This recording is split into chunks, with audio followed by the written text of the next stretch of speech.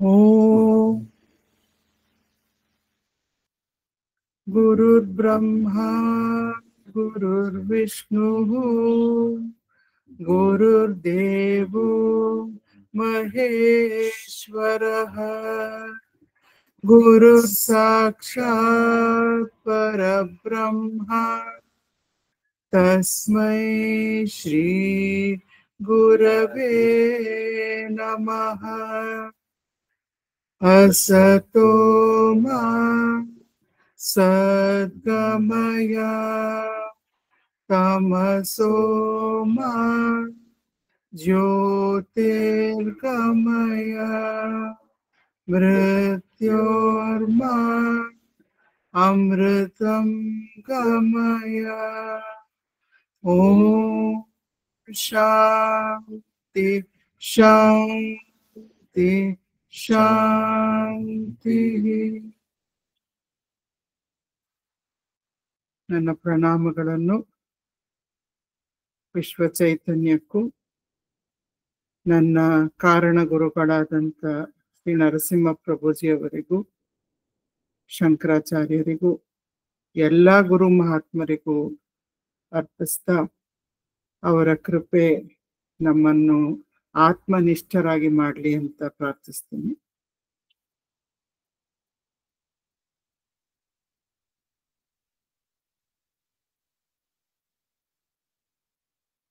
ಈ ಮನೀಷಾ ಪಂಚಕಂ ಅದ್ರ ಬಗ್ಗೆ ನಾನು ಅನೇಕರು ನೀಡಿದಂಥ ಪ್ರವಚನಗಳನ್ನ ಕೇಳಿದ್ದೆ ಸುಮಾರು ಬಹಳ ವರ್ಷಗಳ ಹಿಂದೆ. ಇದನ್ನ ತೆಗೆದುಕೊಂಡು ನಾನು ಮಾಡ್ಬೋದಾ ಅಂತ ಅದರ ಮೇಲೆ ಮನನ ಮಾಡ್ತಾ ಹೋಗ್ತಾ ಇದ್ದಂಗೆ ನನಗೆ ಏನು ತಿಳಿತಾ ಇದೆ ಅಂತ ಹೇಳಿದ್ರೆ, ಇದು ಬಹಳ 5 ಶ್ಲೋಕಗಳು ಇದ್ರೂ ಕೂಡ ಇದರಲ್ಲಿ ಇಡೀ ವೇದಾಂತದ ಸಾರಾನೇ ಅಡಗಿದೆ.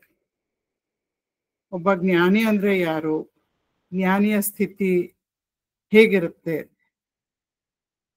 ಮತ್ತೆ ಸಾಧಕ ಯಾವ ರೀತಿಯಲ್ಲಿ ಪಥವನ್ನ ತುಡಿತಾ ಹೋದ್ರೆ ಜ್ಞಾನ ಅನ್ನೋದನ್ನ ನಾವು ಪಡ್ಕೊಳ್ಳೋದ ಅಥವಾ ನಮ್ಮಲ್ಲೇ ಇರುವಂತ ಜ್ಞಾನವನ್ನ ನಾವು ಕಂಡ್ಕೋತೀವಿ ಅಂತ ಹೇಳ್ಬೋದು.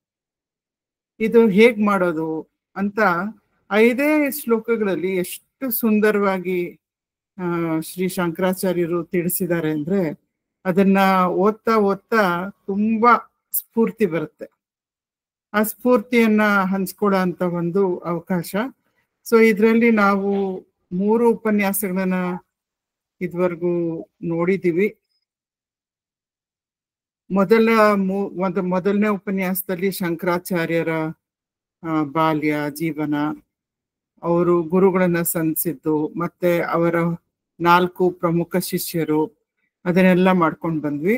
ಮತ್ತೆ ಇದರ ಹಿನ್ನೆಲೆ, ಮನೀಷಾ ಪಂಚಕಮ್ಮಿನ ಹಿನ್ನೆಲೆ ಕೂಡ ನೋಡಿದ್ವಿ.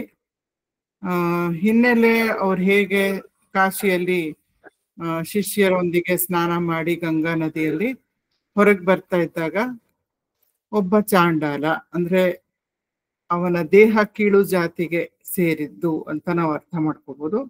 ಅವನ ಜೊತೆಯಲ್ಲಿ 4 ನಾಯಿಗಳು.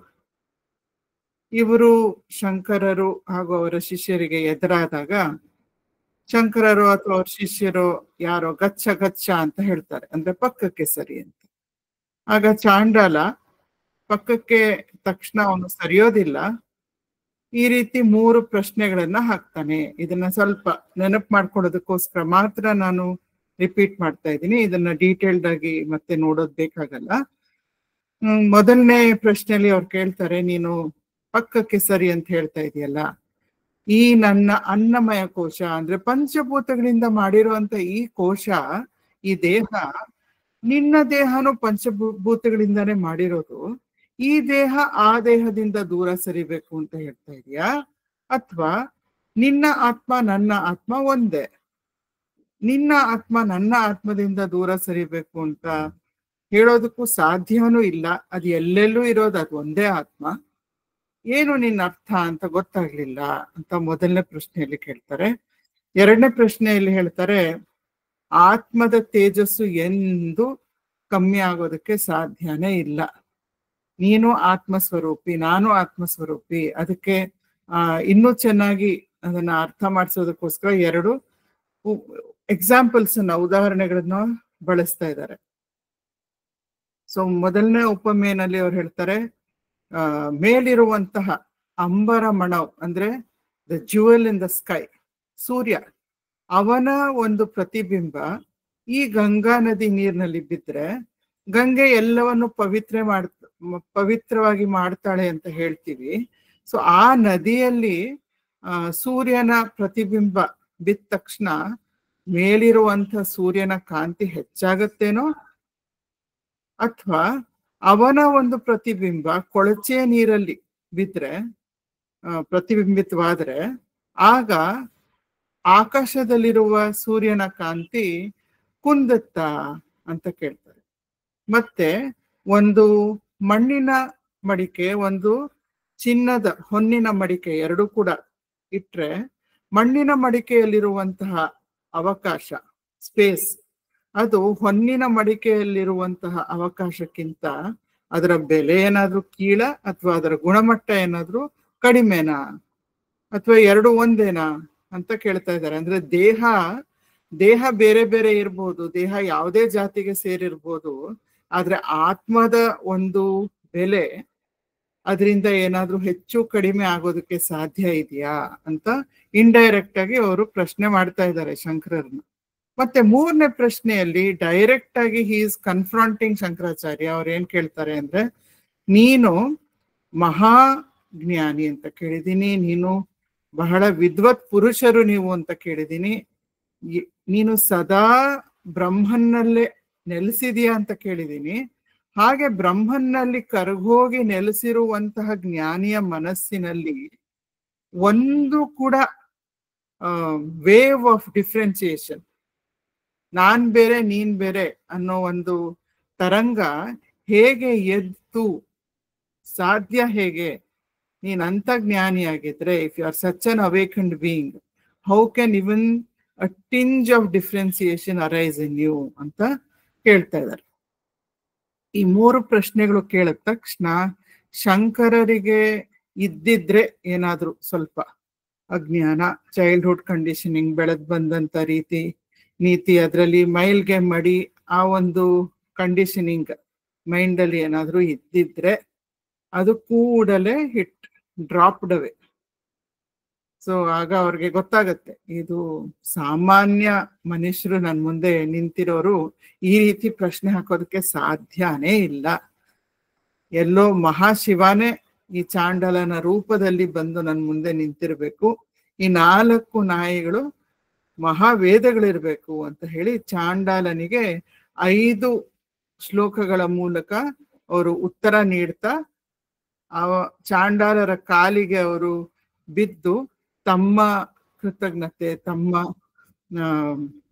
ಏನೇನು ಅವರು ಅರ್ಪಿಸ್ಬೇಕು ಅಂತ ಇರ್ತಾರೆ, ಗೌರವ ಮತ್ತೆ ಅಪಾಲಜೀಸ್ ಎಲ್ಲವನ್ನು ಕೂಡ ಅವರು ಅರ್ಪಿಸ್ತಾರೆ.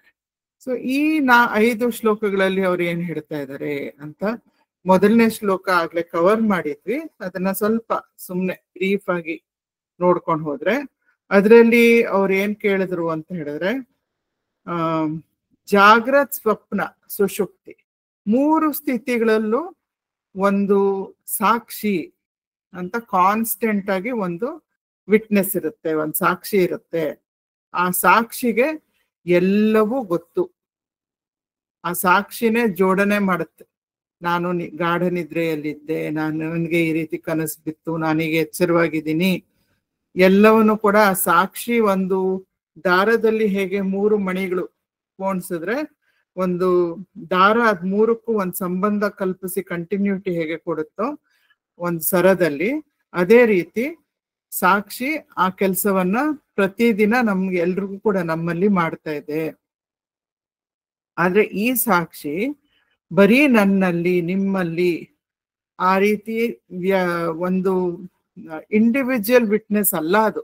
ನಮ್ಗೆ ಅದು ಒಂದು ಇಂಡಿವಿಜುವಲ್ ವಿಟ್ನೆಸ್ ಬರೀ ನನ್ನಲ್ಲಿದೆ, ನನ್ನ ಸಾಕ್ಷಿ ಬೇರೆ, ನಿಮ್ಮ ಸಾಕ್ಷಿ ಬೇರೆ ಅನ್ನೋ ಒಂದು ಭಾವನೆ ನಮ್ಮಲ್ಲಿ ಹುಟ್ಕೊಂಡಿರ್ಬೋದು, ಅದು ಒಂದು ನಂಬಿಕೆ ಇರ್ಬೋದು, ಅದು ನಮ್ಮ ಅನುಭವ ಇರ್ಬೋದು. ಆದ್ರೆ ಶಂಕರರು ನಮ್ಗೆ ಹೇಳ್ತಾ ಇದ್ದಾರೆ ಅದು ಹಾಗಲ್ಲ. ನೀನು ಎಲ್ಲರನ್ನೂ ನೋಡು, ಎಲ್ಲರಲ್ಲೂ ಅದೇ ಸಾಕ್ಷಿ ಇದೆ. ಅದೇ ಸಾಕ್ಷಿ ಬರೀ ಮನುಷ್ಯರಲ್ಲ, ಆ ಇಡೀ ಸೃಷ್ಟಿಯನ್ನ ಸೃಷ್ಟಿ ಮಾಡಿದನಲ್ಲ ಬ್ರಹ್ಮದೇವ, ಇಲ್ಲಿ ಬ್ರಹ್ಮನ್ನಲ್ಲ, ಸೃಷ್ಟಿಕರ್ತ ಬ್ರಹ್ಮ, ಚತುರ್ಮುಖ ಬ್ರಹ್ಮ, ಆ ಬ್ರಹ್ಮನಲ್ಲೂ ಕೂಡ ಅದೇ ಸಾಕ್ಷಿ ಇದೆ. ಐ ಆಮ್ ಅನ್ನೋ ಒಂದು ಸಾಕ್ಷಿ ಆ ಬ್ರಹ್ಮನಲ್ಲೂ ಕೂಡ ಇದೆ. ಮತ್ತೆ ನಾನು ಇದ್ದೇನೆ ಅನ್ನೋ ಒಂದು ಸಾಕ್ಷಿ ಭಾವ ಒಂದು ಸಣ್ಣ ಇರುವೆಯಲ್ಲೂ ಕೂಡ ಇದೆ. ಆದ್ರಿಂದ ಇದು ವಿಶ್ವ ಸಾಕ್ಷಿ, ಇದು ಜಗತ್ ಸಾಕ್ಷಿ, ಇದು ಸಮಷ್ಟಿ, ಇದು ವ್ಯಕ್ತಿಗೆ ಸೇರಿದ್ದಲ್ಲ. ಈ ಜ್ಞಾನ ಯಾರಲ್ಲಿ ಇದೆಯೋ, ಯಾರು ಇದನ್ನ ಚೆನ್ನಾಗಿ ತಿಳ್ಕೊಂಡು, the great wonderful being who has realised this in his own consciousness, such a person is called a ಸದ್ಗುರು. ಅವರಿಗೆ ನಾನು ಮತ್ತೆ ಮತ್ತೆ ವಂದಿಸುತ್ತೇನೆ. ಅವನ ಯಾವ ದೇಹವನ್ನಾದ್ರೂ ತೊಟ್ಟಿರ್ಲಿ, ಚಾಂಡಾಲನ ದೇಹ ಇರಲಿ ಅಥವಾ ಬ್ರಾಹ್ಮಣನ ದೇಹ ಇರಲಿ, it is irrespective of the body. Such a being is truly great ಅಂತ ಶಂಕರರು, this is my firm conviction. ಮನೀಷಾ ಅಂತ ಹೇಳಿದ್ರೆ conviction. So this is my firm conviction ಅಂತ ಹೇಳ್ತಾ ಇದ್ದಾರೆ. ಮತ್ತೆ 2ನೇ ಶ್ಲೋಕದಲ್ಲಿ ಇದನ್ನು ಕೂಡ ಮುಗಿಸಿದೀವಿ ಮುಂಚೆನೆ.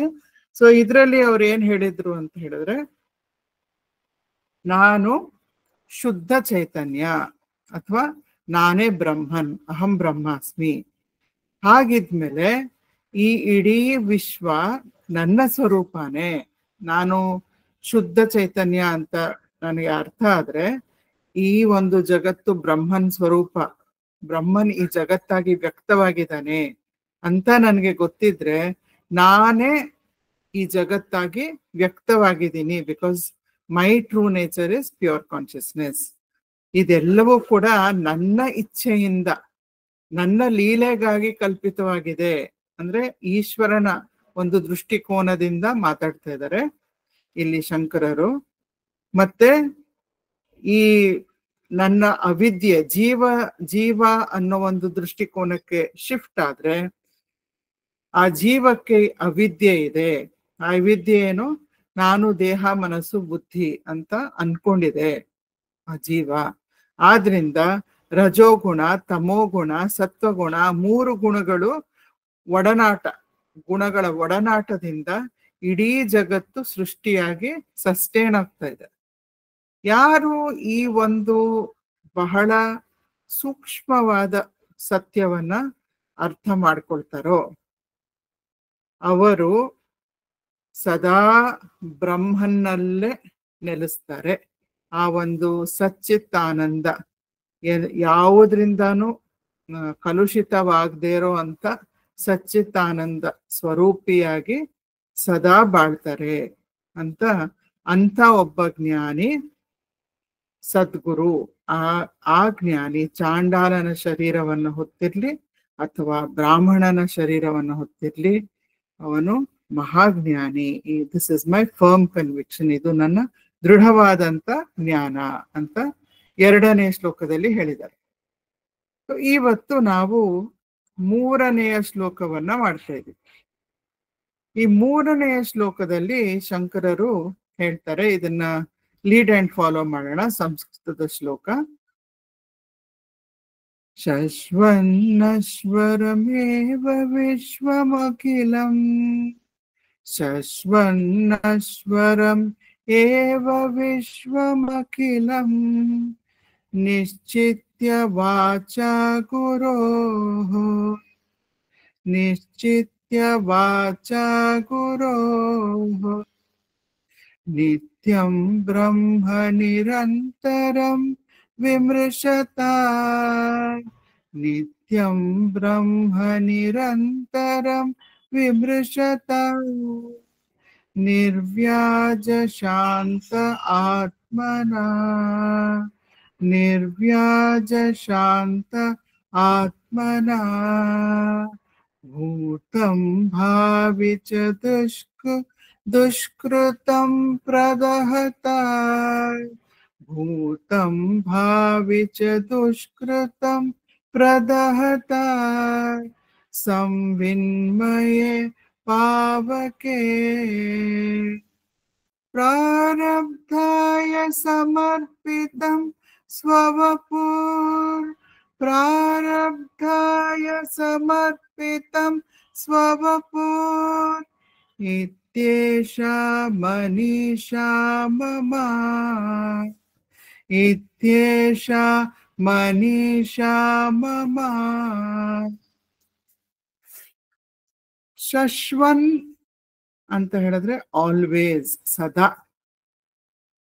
ಶಶ್ವನ್ ನಶ್ವರಂ ಏವ ವಿಶ್ವಂ ಅಖಿಲಂ ವಾಚಾ ಗುರು ಯಾರು ಹೇಳ್ತಾ ಇದ್ದಾರೆ ಇದನ್ನ ಸದ್ಗುರುಗಳು ಶಿಷ್ಯನಿಗೆ ಬೋಧನೆ ಮಾಡ್ತಾ ಇದ್ದಾರೆ ಏನ್ ಬೋಧನೆ ಮಾಡ್ತಾ ಇದ್ದಾರೆ ಅವರು ಶಶ್ವನ್ ನಶ್ವರಂ ಏವ ವಿಶ್ವಂ ಅಖಿಲಂ ಈ ಎಲ್ಲ ಅಖಿಲ ಸಮಸ್ತ ಜಗತ್ತು ನಿನ್ನ ಸುತ್ತಮುತ್ತ ಏನೇನ್ ಕಾಣಿಸುತ್ತೆ ಮೈಕ್ರೋಸ್ಕೋಪ್ ಅಲ್ಲಿ ಕಾಣಿಸೋದು ಟೆಲಿಸ್ಕೋಪ್ ಅಲ್ಲಿ ಕಾಣಿಸೋದು ಗ್ರಹಗಳು ಸೂರ್ಯ ಚಂದ್ರ ಗ್ಯಾಲಕ್ಸೀಸು ಅಲ್ಲಿಂದ ಹಿಡಿದು ಬ್ಯಾಕ್ಟೀರಿಯಾ ವೈರಸ್ಸು ಆಟಮು ಮಾಲಿಕ್ಯೂಲ್ಸ್ ಎಲ್ಲ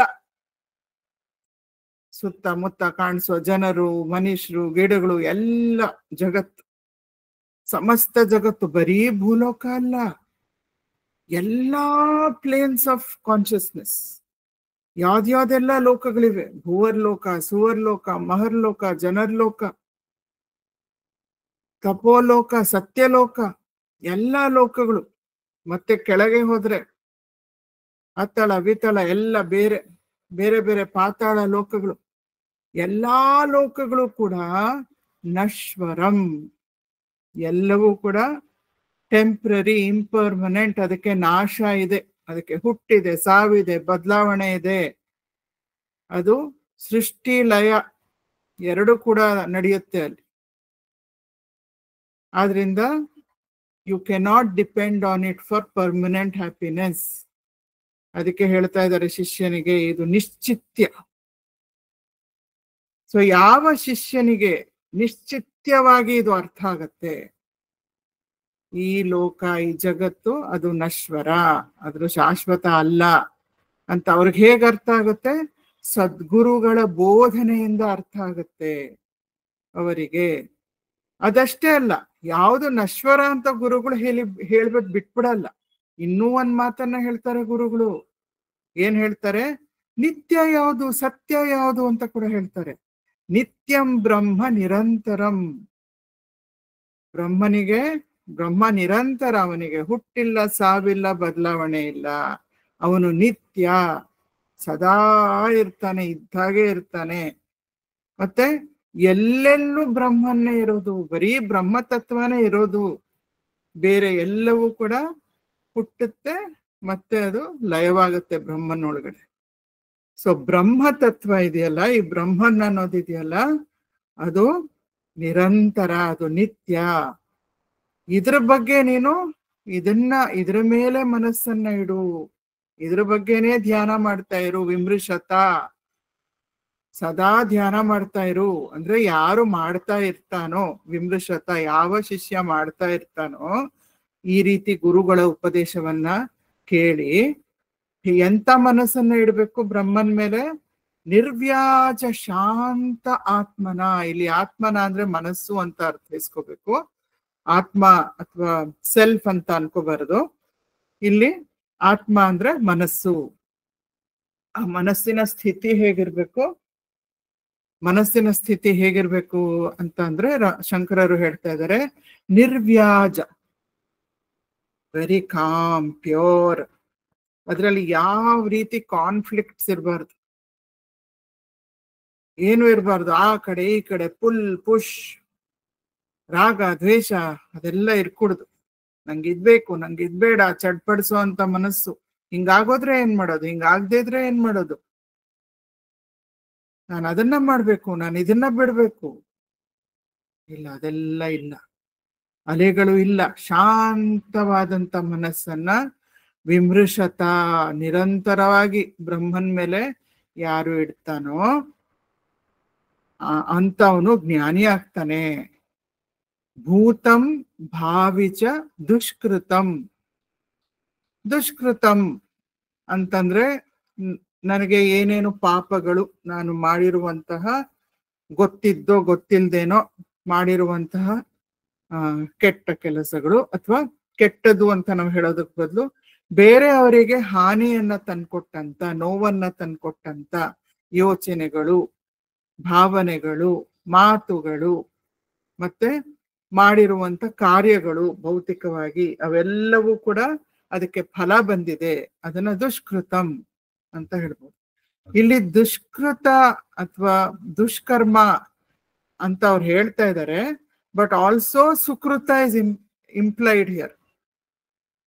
ಅದೇ ರೀತಿ ಬೇರೆಯವರಿಗೆ ಹಿತವನ್ನ ತಂದ್ಕೊಡುವಂತ, ಲೋಕಕ್ಕೆ ಹಿತವನ್ನ ತಂದ್ಕೊಡುವಂತ ಬಂಧು ಬಾಂಧವರು, ಸ್ನೇಹಿತರು, ಯಾರ್ಯಾರಿಗೆ ನಮ್ಮ ಸಂಬಂಧ ಇದೆಯೋ ಎಲ್ಲರಿಗೂ ಹಿತವನ್ನ ತಂದ್ಕೊಡುವಂತ ಯೋಚನೆಗಳು, ಭಾವನೆಗಳು, ಮಾತುಗಳು ಮತ್ತೆ ಕಾರ್ಯಗಳು ನಾನ್ ಮಾಡಿದ್ರೆ ಅದಕ್ಕೆ ಪುಣ್ಯ ಫಲ ಕೂಡ ಬಂದಿರುತ್ತೆ. ಭೂತಂ ದುಷ್ಕೃತಂ ಅಂತ ಅನ್ಕೊಂಡ್ರೆ ನಾವಿಲ್ಲಿ ಸಂಚಿತ ಕರ್ಮ ಅಂತ ಅರ್ಥ ಮಾಡ್ಕೋಬೇಕು. ಎಲ್ಲಾ ಜನ್ಮಗಳಲ್ಲೂ ಮಾಡಿರುವಂತ ಎಲ್ಲಾ ಕಾರ್ಯಗಳ ಕರ್ಮಫಲ. ಕಾರ್ಯ ಅಂತ ಹೇಳಿದ್ರೆ ಪಂಚಕೋಶಗಳನ್ನು ಉಪಯೋಗಿಸ್ಕೊಂಡು ಮಾಡಿರುವಂತಹ ಆಕ್ಷನ್ಸ್. ಸೂಕ್ಷ್ಮ ಶರೀರ, ಕಾರಣ ಶರೀರ, ಮತ್ತೆ ನಮಗೆ ಇರುವಂತಹ ಸ್ಥೂಲ ಶರೀರ, ಎಲ್ಲದರ ಮೂಲಕ ಮಾಡಿರುವಂತ ಆಕ್ಷನ್ಸ್ ಮತ್ತೆ ಅದರ ಫಲ. ಸೊ ಅದು ಭೂತಂ ದುಷ್ಕೃತಂ ಅಂದ್ರೆ ಸಂಚಿತ ಕರ್ಮ. ಭಾವಿ ದುಷ್ಕೃತಂ ಅಂತ ಹೇಳಿದ್ರೆ ಆಗಾಮಿ ಕರ್ಮ, ಇನ್ನು ಮುಂದೆ ಬರುವಂತಹ ಕರ್ಮ, ಅಥವಾ ಆ ಭೂತ ಕರ್ಮದಿಂದ ಅಥವಾ ಸಂಚಿತ ಕರ್ಮದಿಂದ ನಾನು ಇವಾಗ ಅನುಭವಿಸ್ತಾ ಇರುವಂತ ಪ್ರಾರಬ್ಧ ಕೂಡ ಇರ್ಬೋದು. ಸೊ ಭೂತಂ ಭಾವಿಚ, ಚ ಅಂದ್ರೆ ಆಂಡ್ ಅಂತ. ದುಷ್ಕೃತಂ ಪ್ರದಹತ, ಅದು ಸುಟ್ಟು ಭಸ್ಮ. ಹೆಂಗೆ ಸುಟ್ಟು ಭಸ್ಮ ಆಗ್ತಾ ಇದೆ? ಸಂವಿನ್ಮಯೇ ಪಾವಕೆ. ಪಾವಕೆ ಅಂದ್ರೆ ದ ಫೈರ್ ದಟ್ ಬರ್ನ್ಸ್. ಸಂವಿನ್ಮಯೇ ಜ್ಞಾನದ ಅಗ್ನಿ, ಜ್ಞಾನಾಗ್ನಿಯಲ್ಲಿ ಸುಟ್ಟು ಭಸ್ಮ ಆಗ್ತಾ ಇದೆ. ಸದ್ಗುರು ಹಚ್ಚಿದಂತ ಒಂದು ಜ್ಞಾನದ ಜ್ಯೋತಿ ಉರಿದು ದೊಡ್ಡ ಜ್ಞಾನದ ಜ್ವಾಲೆ ಆಗಿ, ಹೇಗೆ ಜ್ವಾಲೆ ಆಯ್ತು?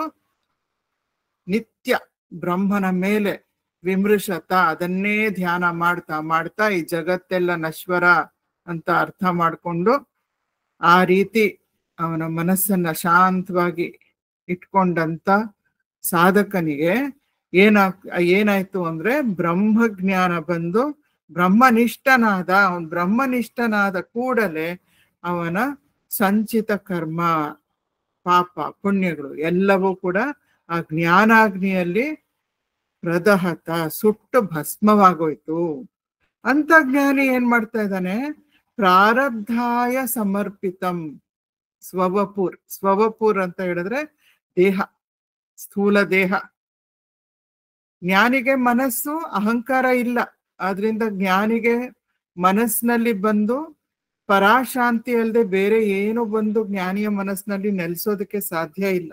ಎಲ್ಲರ ಬಗ್ಗೆ ಪ್ರೇಮ, ಅನ್ಕಂಡೀಷನಲ್ ಲವ್, ಮತ್ತೆ ಪರಾಶಾಂತಿ. ದ್ವಂದ್ವನೇ ಇಲ್ಲ, ದ್ವೈತನೇ ಇಲ್ಲ, ಅದ್ವೈತ. ಎಲ್ಲವೂ ಬ್ರಹ್ಮ ಸ್ವರೂಪ, ಎಲ್ಲವೂ ಬ್ರಹ್ಮನ್, ಇರೋದೇ ಬರೀ ಬ್ರಹ್ಮನ್.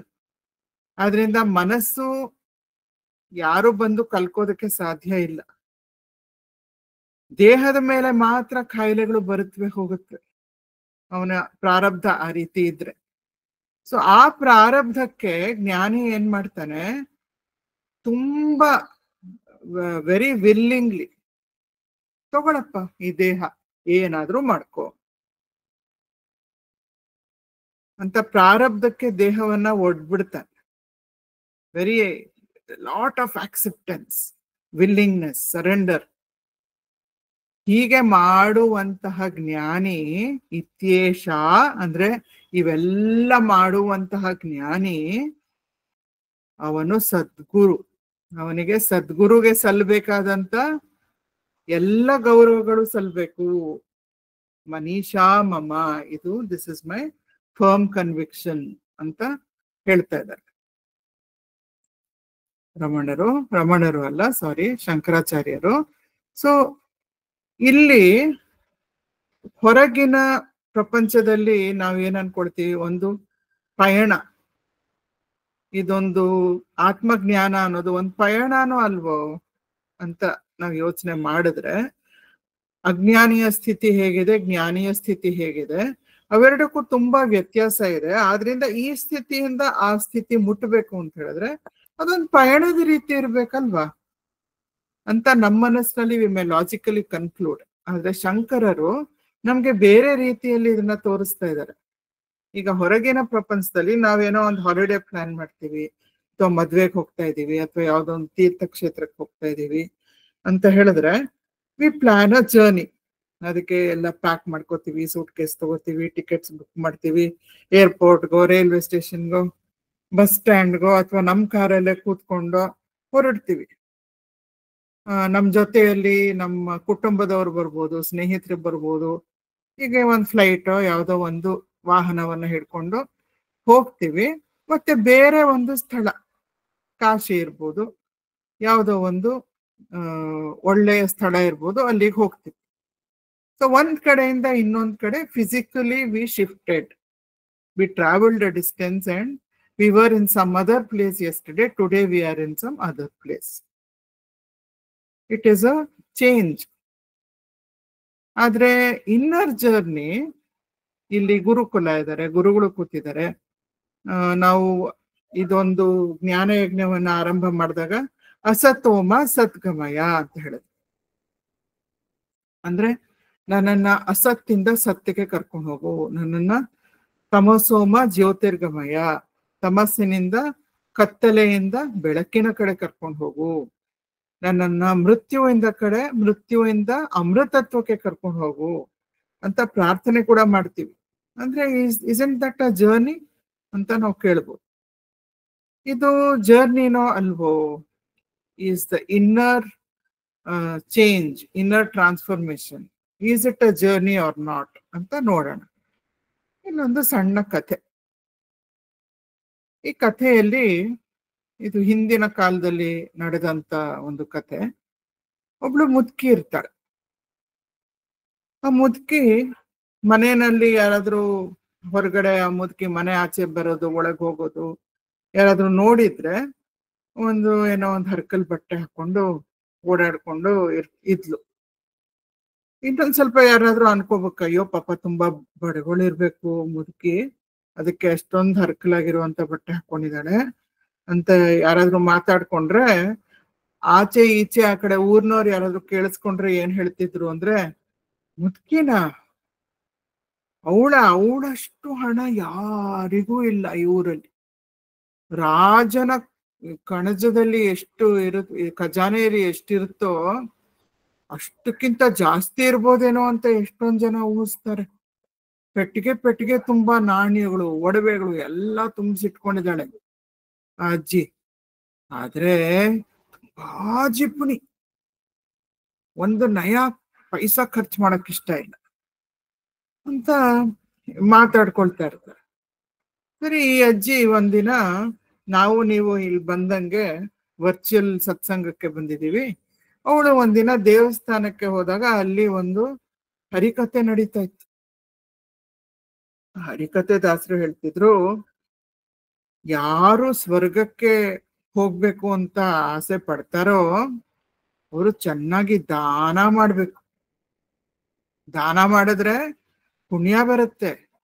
ಆ ಪುಣ್ಯ ಅಷ್ಟಿದ್ರೇನೆ ಶೇಖರಣೆ ಮಾಡ್ಕೊಂಡ್ರೆ ಪುಣ್ಯ ಚೆನ್ನಾಗಿ, ಆವಾಗ್ಲೇ ನಾವು ಸ್ವರ್ಗಕ್ಕೆ ಹೋಗೋದಕ್ ಸಾಧ್ಯ ಅಂತ ಒಂದು ವಾಕ್ಯ ಅಜ್ಜಿಗೆ ಕಿವಿ ಮೇಲೆ ಬೀಳುತ್ತೆ. ಅಜ್ಜಿಗೆ ಸ್ವಲ್ಪ ಚಿಂತೆ ಹತ್ಕೊಳುತ್ತೆ. ನಾನು ಯಾವತ್ತಾದ್ರೂ ಯಾರಿಗಾದ್ರೂ ಏನಾದ್ರೂ ಕೊಟ್ಟಿದ್ನಾ ಅಂತ ಯೋಚನೆ ಮಾಡ್ತಾಳೆ. ಜ್ಞಾಪಕನೇ ಬರಲ್ಲ. ಕೊಟ್ಟಿದ್ರೆ ಜ್ಞಾಪಕ ಬರುತ್ತೆ, ಏನೋ ಜ್ಞಾಪಕನೇ ಬರ್ತಾ ಇಲ್ಲ. ಯಾರಿಗೂ ಏನೋ ಕೊಟ್ಟೇ ಇಲ್ವಾ ನಾನು ಹಂಗಿದ್ರೆ? ಮತ್ತೇನ್ ಮಾಡೋದಪ್ಪ ನಾನ್ ಸ್ವರ್ಗಕ್ಕೆ ಹೋಗ್ಬೇಕಲ್ಲ ನಾನೂನು ಅಂತ ಯೋಚನೆ ಮಾಡ್ಕೊಂಡು ಮನೆಗೆ ನಡ್ಕೊಂಡು ಬರ್ತಾಳೆ. ಮನೆಗೆ ನಡ್ಕೊಂಡು ಬರೋ ಅಷ್ಟೊತ್ತಿಗೆ ಮನೆ ಆಚೆ ಒಬ್ಬ ಭಿಕ್ಷುಕ ನಿಂತ್ಕೊಂಡಿದ್ದಾನೆ. ಏನಾದ್ರು ಕೊಡಿ, ನನಗೆ ತುಂಬಾ ಹಸುವಾಗ್ತಾ ಇದೆ ಅಂತ ಹೇಳ್ತಾನೆ. ಸರಿ, ಅಜ್ಜಿ ಮನೆ ಒಳಗಡೆ ಸಾಮಾನ್ಯ ಆತರ ಎಲ್ಲ ಕೇಳಿದ್ರೆ ಕಿವಿಗೆ ಹಾಕೊಳ್ತಿರ್ಲಿಲ್ಲ ಅಜ್ಜಿ.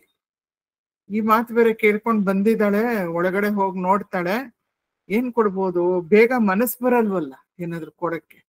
ಅಲ್ಲಿ ನೋಡ್ತಾಳೆ, ಒಂದು ಕೊಳ್ತಿರೋ ಅಂತ ಕ್ಯಾರೆಟ್ ಇರುತ್ತೆ ಅಡುಗೆ ಮನೇಲಿ, ಅರ್ಧಂಬರ್ಧ ಕೊಳ್ತೋಗಿರುತ್ತೆ. ಸರಿ, ಆ ಕ್ಯಾರೆಟ್ ಅನ್ನ ತಗೊಂಡ್ ಬಂದು ಈ ಭಿಕ್ಷುಕನ ಭಿಕ್ಷೆ ಪಾತ್ರೆ ಒಳಗೆ ಹಾಕ್ಬಿಡ್ತಾರೆ. ಅಬ್ಬಾ, ನಾನು ಒಂದ್ ಸ್ವಲ್ಪ ದಾನ ಮಾಡಿದೆ ಅಂತ ಖುಷಿ ಆಗೋಗುತ್ತೆ. ಸರಿ, ಒಂದ್ 2-3 ದಿನ ಆಯ್ತು. ಒಂದಿನ ಅಲ್ಲಿ ಆಚೆ ನಿಂತ್ಕೊಂಡು ಅಜ್ಜಿ ತರಕಾರಿ ವ್ಯಾಪಾರ ಮಾಡ್ತಾ ಇದ್ದಾಳೆ.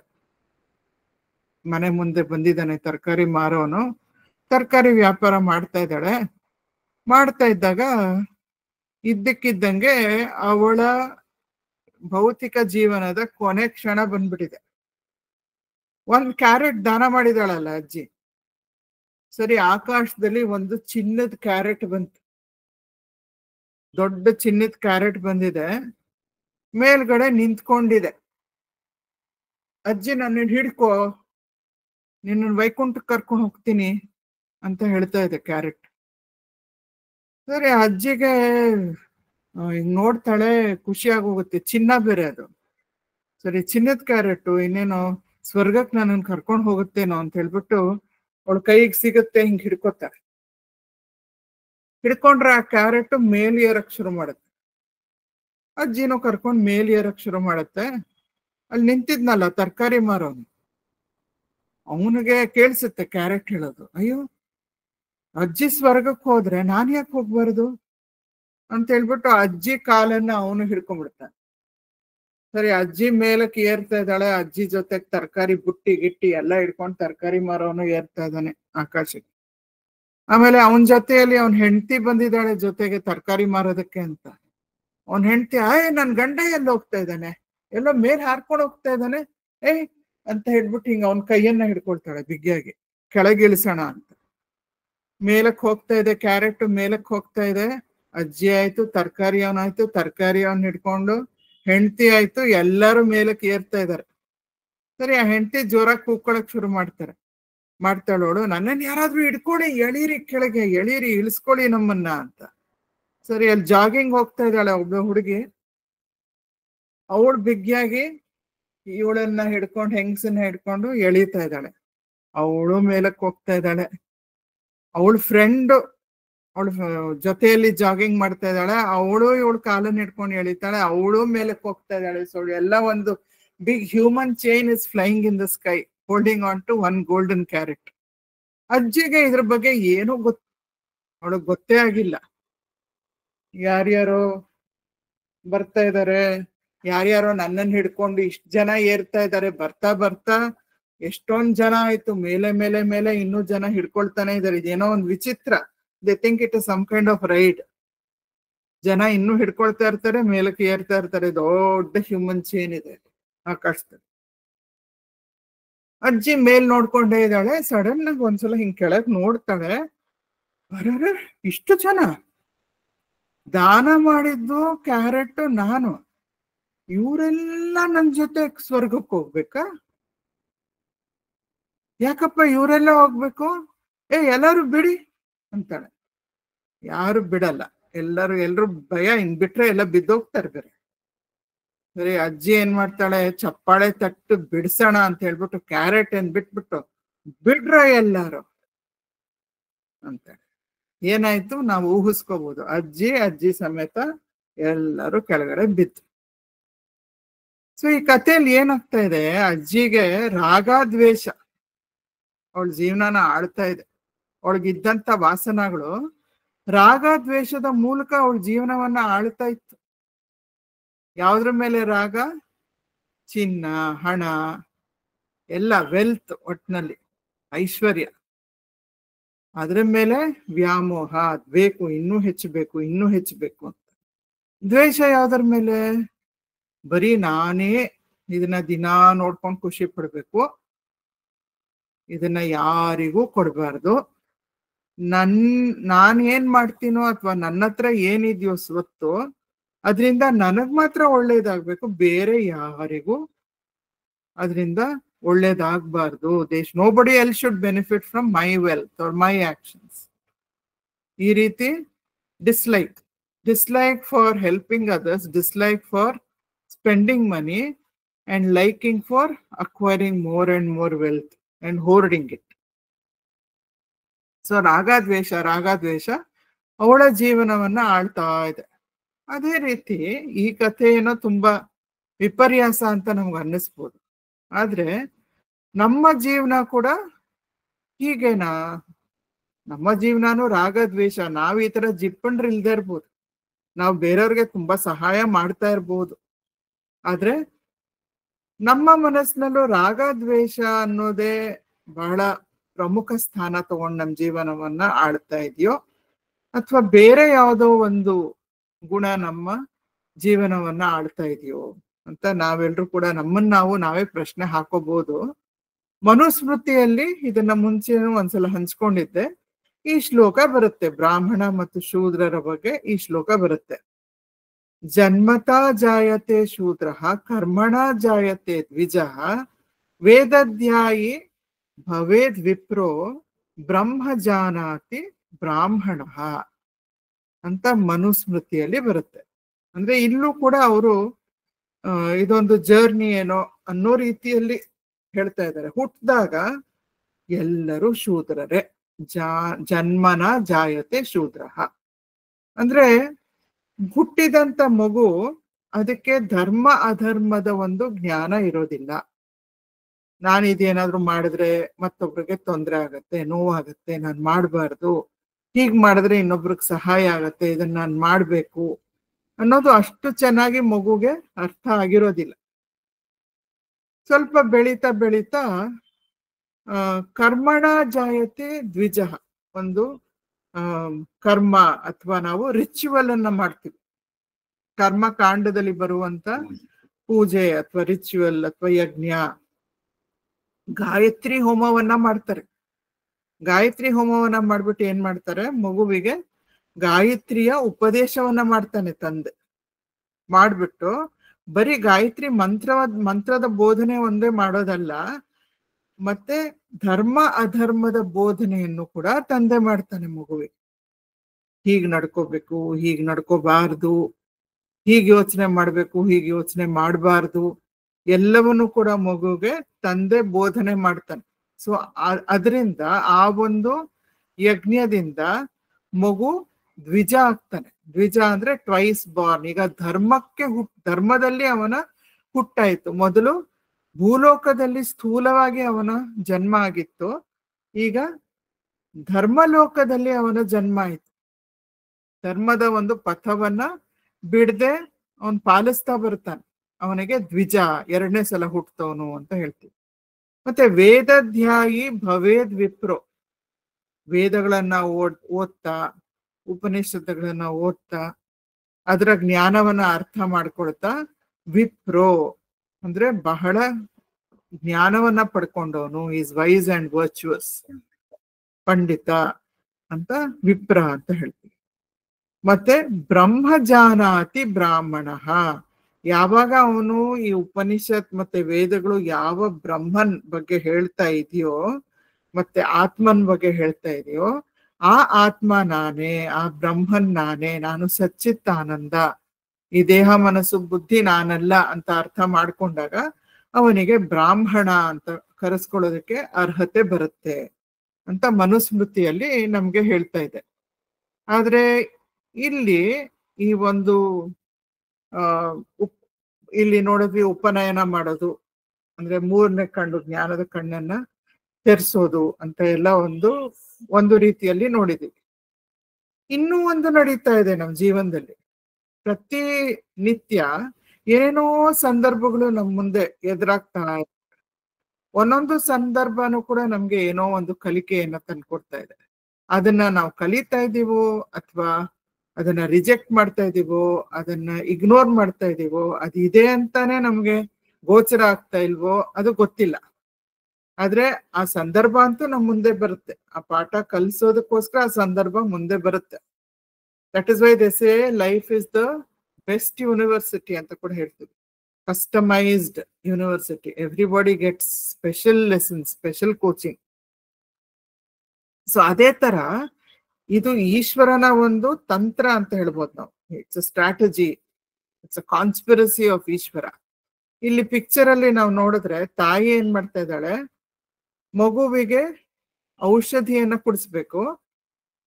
ಮಗಳು ಅಥವಾ ಮಗ ಸ್ವಲ್ಪ ದೊಡ್ಡವರಾಗಿದ್ರು ಕೂಡ ಕಹಿ ಇದೆ ಆ ಸಿರಪ್ಪು ಅಂತ ಹೇಳಿದ್ರೆ ಅವರು ಕುಡಿದೇ ಇರ್ಬೋದು. ನಂಗ್ ಬಿಡಪ್ಪ, ಕಹಿ, ನೀನೇ ಕುಡ್ಕೊ ಅಂತ ಹೇಳ್ಬಿಟ್ರೆ ಕಷ್ಟ ಆಗತ್ತಲ್ಲ.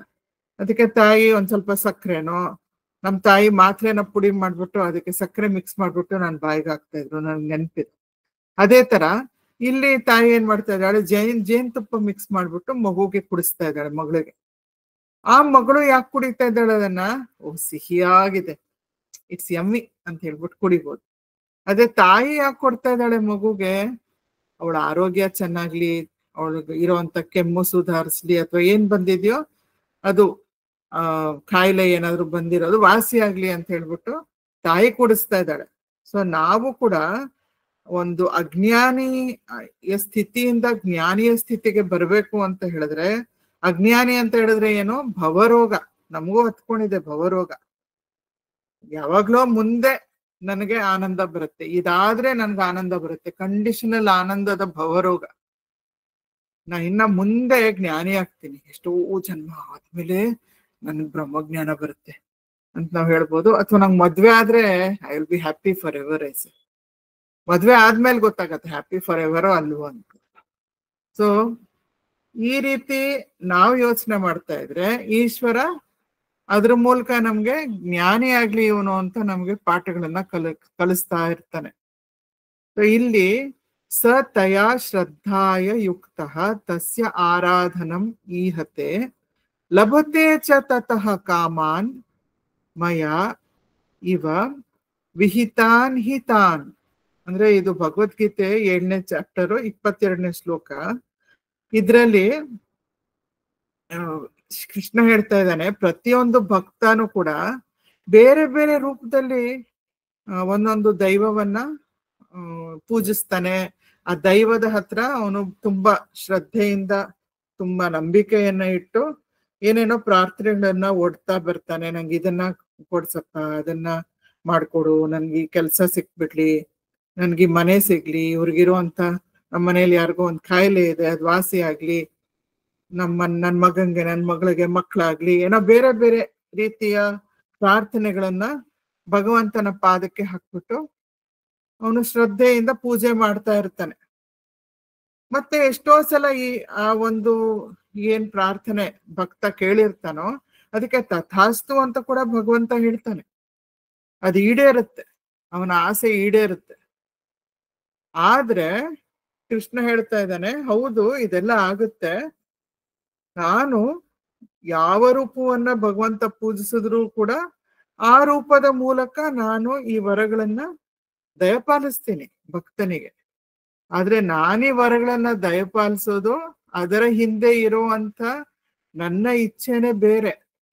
ನಾನು ನನ್ನ ಭಕ್ತನಿಗೆ ವೈರಾಗ್ಯ ಸಿಕ್ಲಿ ಅಂತ ಹೇಳಿ ಇದನ್ನ ಕೊಡ್ತಾ ಇದ್ದೀನಿ. ಭಕ್ತ ನನ್ನನ್ನ ಪೂಜಿಸ್ತಾ ಇರೋದು ಯಾವ್ದಕ್ಕೋಸ್ಕರ, ನನ್ನ ಒಂದು ಏನು ನನಗೆ ಬೇಡಿಕೆ ಇದೆಯೋ ಅದು ಈಡೇರ್ಲಿ, ಅದರಿಂದ ನನಗೆ ಸುಖ ಸಿಗ್ಲಿ ಅಂತ ಹೇಳಿ ಭಕ್ತ ನನ್ನ ಪೂಜೆ ಮಾಡ್ತಾ ಇದ್ದಾನೆ. ನಾನು ಅವನಿಗೆ ಆಯ್ತು ಇದನ್ನು ತಗೋ, ಅದನ್ನು ತಗೋ, ಇದನ್ನು ತಗೋ, ನಿನ್ಗೆ ಕೊನೆಗೆ ಏನ್ ಅರ್ಥ ಆಗುತ್ತೆ, ಇದರಿಂದ ಶಾಶ್ವತವಾದಂತ ಆನಂದ ಇಲ್ಲ ಅಂತ ನಿನ್ಗೆ ಅರ್ಥ ಆಗುತ್ತೆ. ದಟ್ ಈಸ್ ಮೈ ಇಂಟೆನ್ಷನ್ ಅಂತ ಹೇಳಿ ಈಶ್ವರ ಅವನಿಗೆ ತಥಾಸ್ತು ತಥಾಸ್ತು ಅಂತ ಹೇಳ್ತಾ ಇರ್ತಾನೆ. ಸೊ ಒಳಗಡೆ ಇರುವಂತಹ ಒಂದು ಪಯಣ ಹೇಗಿರ್ಬೋದು ಅಂತ ನಾವು ಈ ಶ್ಲೋಕದ ಬೇಸಿಸ್ ಮೇಲೆ ನಾವು ಅರ್ಥ ಮಾಡ್ಕೊಳಕ್ ಹೋದ್ರೆ, ಕಾಮ್ಯ ಕರ್ಮ ಮೊದಲು ಇದರಿಂದ ನನಗೆ ಬೆನಿಫಿಟ್ ಆಗ್ಲಿ, ಆಮೇಲೆ ನನ್ನ ಮನೆಯವ್ರಿಗೆ ಬೆನಿಫಿಟ್ ಆಗ್ಲಿ, ನನ್ನ ಸ್ನೇಹಿತರಿಗೆ ಬೆನಿಫಿಟ್ ಆಗ್ಲಿ ಅಂತ ಏನೋ ಒಂದು ಕಾಮನೆ ಇಟ್ಕೊಂಡು ನಾವು ಪೂಜೆ ಪುನಸ್ಕಾರ ಅಥವಾ ಕೆಲ್ಸಗಳನ್ನ ಮಾಡೋದು, ಅದು ಮೊದಲನೇ ಹಂತ. ಅದಾದ್ಮೇಲೆ ಬರ್ತಾ ಬರ್ತಾ ಏನ್ ಅರ್ಥ ಆಗೋಕ್ ಶುರು ಆಗತ್ತೆ ಅಂದ್ರೆ, ಪ್ರಸಾದ ಬುದ್ಧಿ. ಏನ್ ಭಗವಂತ ನಾನು ಕೇಳಿದ್ದನ್ನೇ ಕೊಡ್ಬೋದು, ಆದ್ರೆ ಅದರಿಂದ ನನಗೆ ಆನಂದ ಸಿಕ್ಬೇಕು ಅಂತ ಹೇಳಿದ್ರೆ ಮೊದಲು ನನ್ನ ಅಂತರಂಗದ ಸ್ಥಿತಿ ಚೆನ್ನಾಗಿರ್ಬೇಕು. ನನ್ನ ಅಂತರಂಗದ ಸ್ಥಿತಿ ಚೆನ್ನಾಗಿದ್ರೆ ಭಗವಂತ ಏನ್ ಕೊಟ್ರು ನನ್ಗೆ ಅದರಿಂದ ಸಂತೋಷವಾಗೇ ಇರುತ್ತೆ. ಇದು ಪ್ರಸಾದ ಅಂತ ನಾನು ಏನಾದ್ರು ಸ್ವೀಕಾರ ಮಾಡಿದ್ರೆ ಏನೇ ಬಂದ್ರೂ ನಾನು ಸಂತೋಷವಾಗಿರ್ಬೋದು ಅನ್ನೋ ಒಂದು ಅರ್ಥ ಆಗೋದಕ್ಕೆ ಶುರು ಆಗತ್ತೆ ಭಕ್ತನಿಗೆ. ನನ್ನ ಅಂತರಂಗದ ಸ್ಥಿತಿ ಮುಖ್ಯ, ಬಹಿರಂಗದಲ್ಲಿ ಏನ್ ಸಿಗುತ್ತೆ ಸಿಗಲ್ಲ ಅನ್ನೋದು ಅಷ್ಟು ಮುಖ್ಯ ಅಲ್ಲ. ನನ್ನ ಮನಸ್ಸು ಎಷ್ಟು ಪ್ರಶಾಂತವಾಗಿರುತ್ತೆ, ಪ್ರಶಾಂತ ಚಿತ್ತ, ಅದು ಹೆಚ್ಚು ಮುಖ್ಯ. ಪ್ರಸಾದ ಬುದ್ಧಿ ಆಗಿದ್ರೆ ಎಲ್ಲವೂ ಈಶ್ವರನ ಕೃಪೆ ಅಂತ ನಾನು ಸ್ವೀಕಾರ ಮಾಡುವಂತ ಒಂದು ಶಕ್ತಿ ನನ್ನಲ್ಲಿರುತ್ತೆ, ಒಂದು ತೃಪ್ತಿ ನನ್ನಲ್ಲಿರುತ್ತೆ. ಅದು ತುಂಬಾ ಮುಖ್ಯ ಅಂತ ಅವನಿಗೆ ಅರ್ಥ ಆಗತ್ತೆ. ಆಮೇಲೆ ಬರ್ತಾ ಬರ್ತಾ ಇನ್ನ ಏನ್ ಅರ್ಥ ಆಗತ್ತೆ ಅಂದ್ರೆ ಇದ್ ಏನು ಬರುತ್ತೋ ಅದೆಲ್ಲವೂ ನನ್ನ ಅಂತರಂಗದ ಶುದ್ಧಿ, ಚಿತ್ತ ಶುದ್ಧಿಗಾಗಿ ಬರ್ತಾ ಇದೆ. ಸೊ ಏನ್ ಮಾಡಿದ್ರು ಕೂಡ ಅದರಿಂದ ನನ್ನ ಶುದ್ಧಿ ಆಗ್ತಾ ಹೋಗ್ಲಿ, ಮತ್ತೆ ಲೋಕಕ್ಕೆ ಹಿತ ಆಗ್ತಾ ಹೋಗ್ಲಿ ಅಂತ ಆ ರೀತಿ ಮಾಡ್ತಾ ಹೋಗ್ತಾನೆ. ಸೊ ಇದು ಕೂಡ it is a journey in the purification of desire ಅಂತ ಹೇಳ್ಬೋದು ನಾವು. ಇಚ್ಛಾಶಕ್ತಿಯ ಒಂದು ಶುದ್ಧೀಕರಣ ಆಗ್ತಾ ಬರುತ್ತೆ. ಮತ್ತೆ ಒಬ್ಬ ಸಾಧಕನ ಅಥವಾ ಭಕ್ತನ ಒಂದು ಫೋಕಸ್, ದೃಷ್ಟಿ, ನಾನ್ ಮಾಡಿದ್ರೆ ನನ್ಗೆ ಆನಂದ ಸಿಗತ್ತೆ, ಅಥವಾ ಇದು ನನ್ ಸ್ವತ್ತಾದ್ರೆ ನನ್ಗೆ ಆನಂದ ಸಿಗತ್ತೆ, ಅಲ್ಲಿಂದ ಒಂದು ಶಿಫ್ಟ್ ಆಗತ್ತೆ. ಎಲ್ಲಿಗೆ ಶಿಫ್ಟ್ ಆಗತ್ತೆ? My happiness depends upon my state of being, not on what I own or not on what I do. ಅಂದ್ರೆ ಈಗ ನನ್ ಕಾರ್ ಇದ್ರೆ ಎಷ್ಟು ಚೆನ್ನಾಗಿರುತ್ತೆ, ಒಳ್ಳೊಳ್ಳೆ ರೇಷ್ಮೆ ಸೀರೆ ಅಥವಾ ಸೂಟಗಳು ಅಥವಾ ಒಡವೆ, ಆ ಥರ ಎಲ್ಲ ಇದ್ರೆ, ಸ್ಟಾಕ್ಸು, ಶೇರ್ಸು, ಮತ್ತೆ ದೊಡ್ಡ ಬಂಗ್ಲೆ, ಎಷ್ಟು ಚೆನ್ನಾಗಿರುತ್ತೆ. ಇದೆಲ್ಲ ಓನರ್ಶಿಪ್, ಅದರಿಂದ ಬರುವಂತ ಒಂದು ಆನಂದ. ಗೃಹ ಪ್ರವೇಶಕ್ಕೆ ಎಲ್ರನ್ನೂ ನಾವು ಮನೆಗೆ ಇನ್ವೈಟ್ ಮಾಡ್ತೀವಿ. ಎಲ್ಲರೂ ಬಂದಾಗ ಎಷ್ಟು ಚೆನ್ನಾಗಿ ಕಟ್ಸಿದಿರ ರೀ ನಿಮ್ ಮನೆ ಅಂತ ಹೇಳ್ಬಿಟ್ರೆ ಹೊರಗಡೆ ಆನಂದ ಆಗ್ತಾ ಇರುತ್ತೆ. ಹೌದು ಹೌದು ಹೌದು ಹೌದು, ನಾವು ಕಟ್ಸಿದ್ವಿ, ಸದ್ಯ ಈಶ್ವರನ ಕೃಪೆಯಿಂದ ನಮ್ಗೆ ನಮ್ದು ಅನ್ನೋ ಒಂದು ಮನೆ ಸಿಕ್ತು ಅಂತ ಜಾಯ್ ಆಫ್ ಓನರ್ಶಿಪ್ ಇರುತ್ತೆ. ಅಥವಾ ಜಾಯ್ ಆಫ್ ಡೂವರ್ಶಿಪ್ ಇರ್ಬೋದು. ನಾನು ಈ ಕಂಪನಿ CEO ಆಗಿದ್ದೀನಿ, ಸಿ ಹೌ ಗ್ರೇಟ್. ಎಲ್ಲ ನಾನೊಂದು ಮೀಟಿಂಗ್ ಅಲ್ಲಿ ನಿಂತ್ಕೊಂಡು ಮಾತಾಡಿದ್ರೆ ಎಷ್ಟು ಗೌರವ ನನ್ಗೆ. ನಾನು ಒಂದು ಇಮೇಲ್ ಬರೆದ್ರೆ ಸಾಕು, my company has branches all over the world, it's a global conglomerate. So everywhere people will follow. ನಾನೇನಾದ್ರು ಒಂದು ಹೇಳಿದ್ರೆ ಸಾಕು, it will automatically come into being. ನಾವೊಂದು ರೂಲ್ ಮಾಡಿದ್ರೆ ಸಾಕು, ಎಲ್ಲರೂ ಪಾಲಿಸ್ತಾರೆ. ಎಷ್ಟು ದೊಡ್ಡ ಪವರ್ ಇದೆ ನನಗೆ.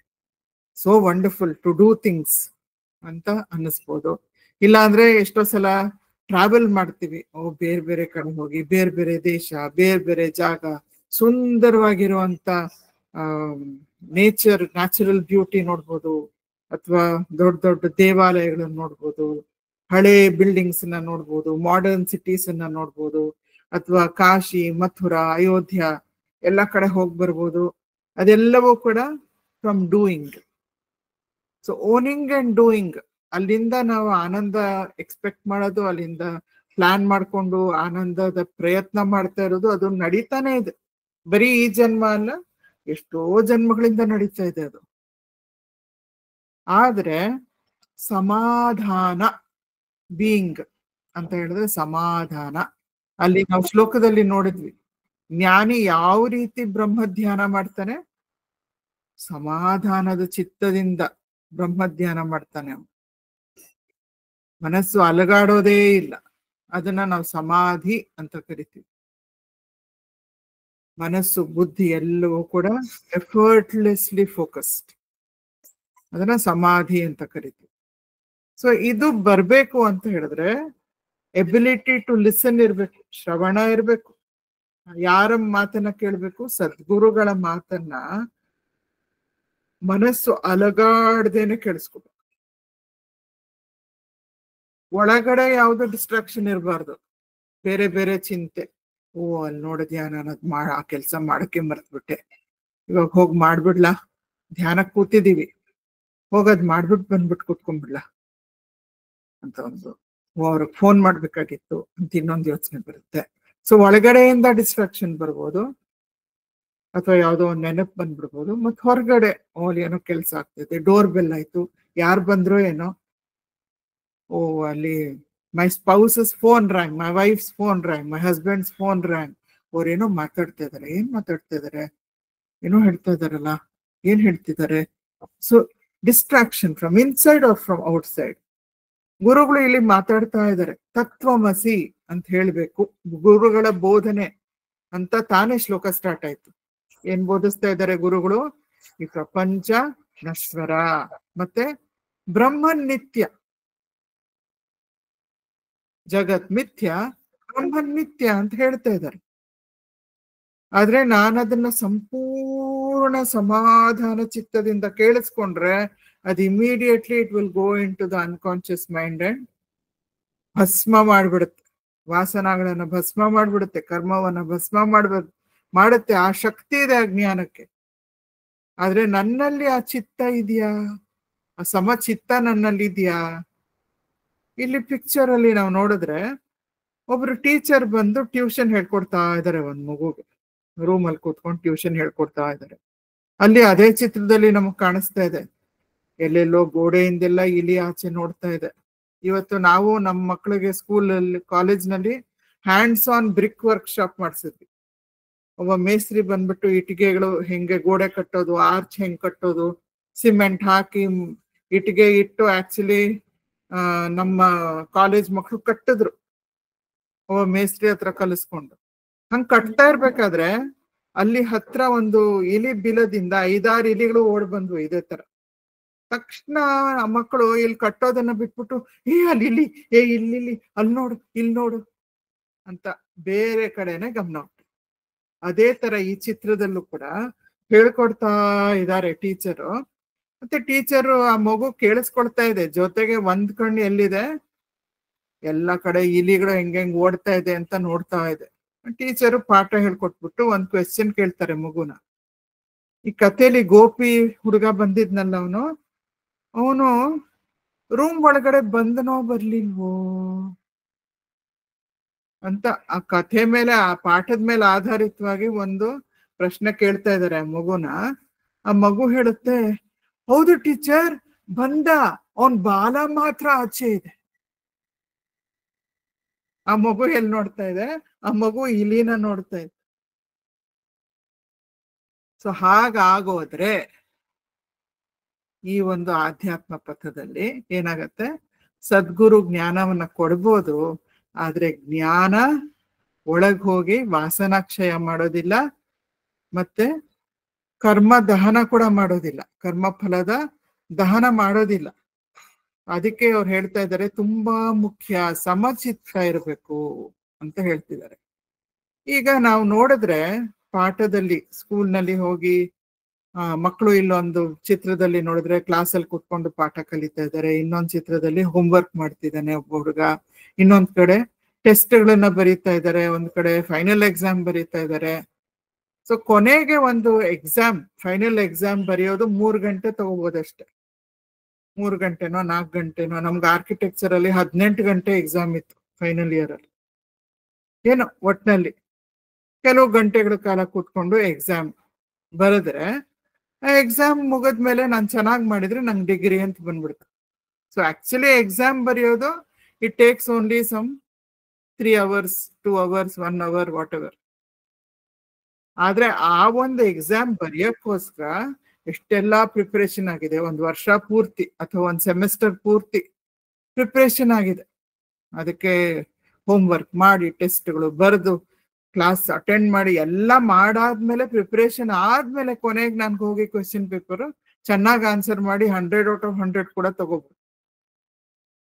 ಹಾಗೇನೆ ಇಲ್ಲಿ ಕೂಡ ಏನಾಗ್ತಾ ಇದೆ, ಚಿತ್ತ ಶುದ್ಧಿ, ಚಿತ್ತ ವಿಶಾಲತ, ಚಿತ್ತ ಏಕಾಗ್ರತ, ಅದು 3 ಬೆಳೆಸ್ಕೊಳ್ಳೋದಕ್ಕೋಸ್ಕರ ಜಾಸ್ತಿ ಸಮಯ ಹಿಡಿಯುತ್ತೆ.